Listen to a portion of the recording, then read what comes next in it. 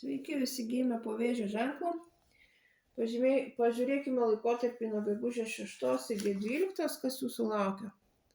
Savaitės perspektyvos, ko vengti ir patarimas jums.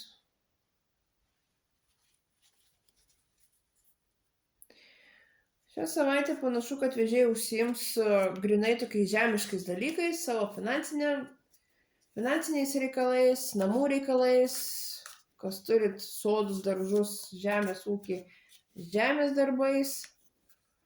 Galbūt ar susipažinsit, ar sutiksit moterį tokią materialiai labai gerai aprūpintą, galbūt jinai jums padės, gal duos kažkokį tai labai svarbų jums patarimą. Tiesiog šią savaitę šiuo laikotarpiu rūpinsitės grinai materialiniais dalykais. Ko vengti?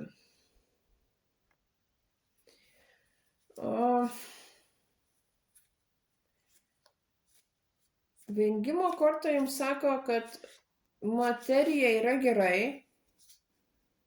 bet matyti tik tai ją irgi nieko gero. Taip kad venkit tokio visiško pasidavimo materijai, visko skaičiavimo, visur absoliučiai savo naudos ieškojimo. Tokie nebūkit materialūs stuobriai šiuo laikotarpiu. Ir patarimas jums.